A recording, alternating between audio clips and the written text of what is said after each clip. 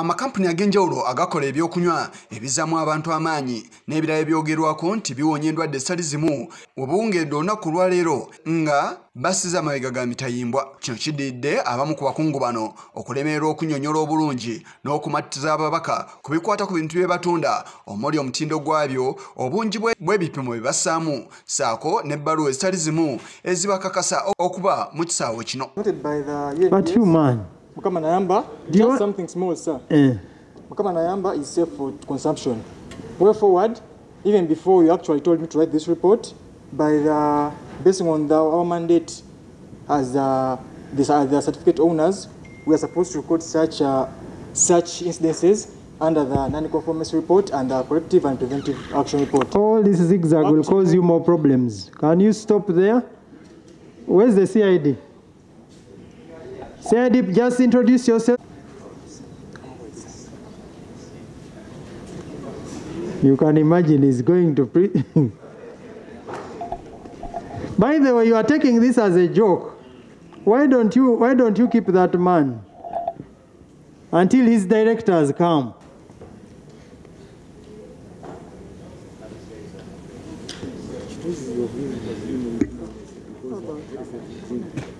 What is the fate of it? Chair, who are amakampuni ag'enjawulo agakola ebyokunywa ebitali bimu ebigambibwa nti bizaamu abantu amaanyi okubadde ekituuzi, kabodde, kabiriiti, alakala, embaluka, akaboozi, Mukama Nayamba n'ebirala balabiseeko mu kakiiko akavunaanyizibwa ku by'obusuubuzi mu kikolo eggwanga olukulu okwongera okunnyonnyola ku bintu byabwe.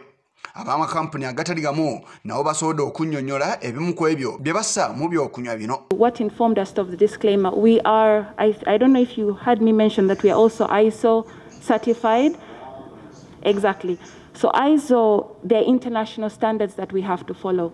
And like our competitors, who I can't really mention right now, we follow standards that are not only limited to Uganda, but also go beyond. And one of the regulations requested here is that we include disclaimers over things that might not work well for anybody, in as much as it is a non-alcoholic drink. This includes caffeine. It is also something that is indicated on coffee as well.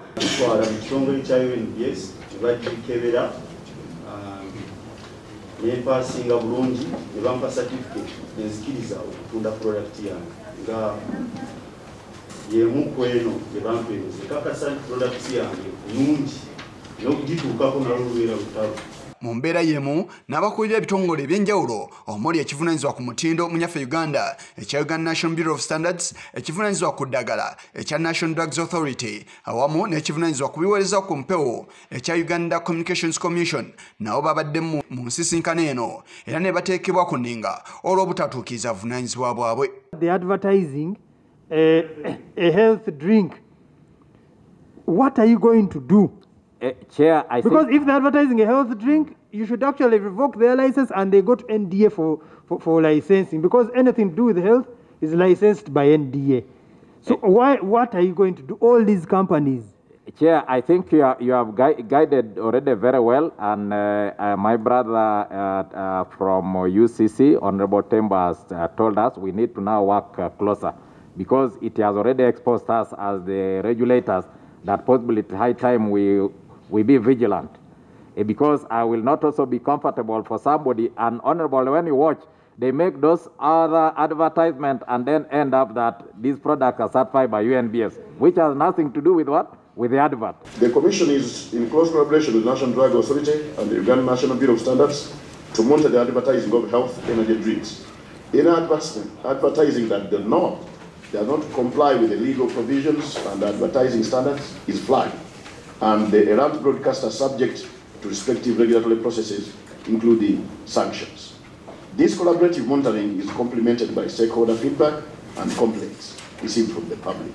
The Commission has in the last 2 years issued several sanctions. Drugs that come, that where we have our mandate, including the vaccines that we are using now, we control them. But as you know, since this is a food, we are not the ones who allowed it in.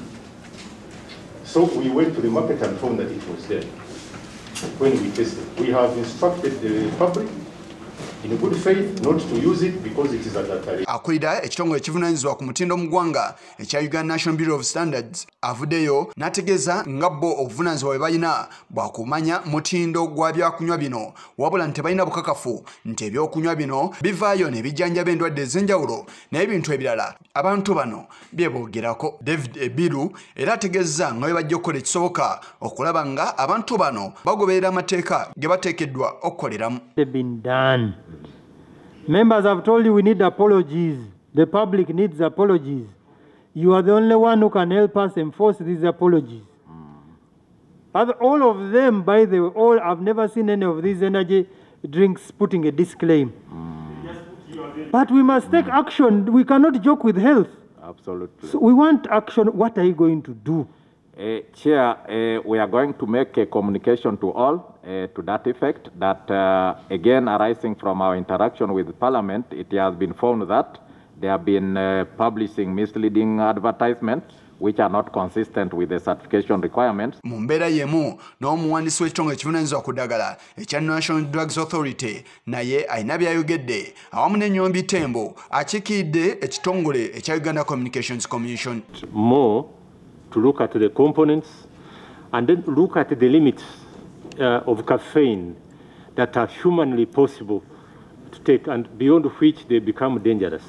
In our report, we shall advise the committee. Thank you. Ssentebe w'akakiiko kano Mwine Mpaka avuddeyo n'abakobaka ssaako n'okusakuninga abantu bye bateekeddwa okukolako mu bbanga litasukka ssabbiiti omuli amakampuni gano agakola ebyokunywa okwetonda n'ebintu ebirala. License ku energy drink ate saawa zino advertising nga health drink eyo license bagi revoking. Ekirala buli omu kasita NDA esanga nti ebintu bya advertising either biri mu caffeine nga asusse kino ekintu ekikeeping awake obudde buno bwonna wetusanga caffeine asusse eyo product tugenda gicancelling. Kigongo kulwa Channel 44 Oleggulo.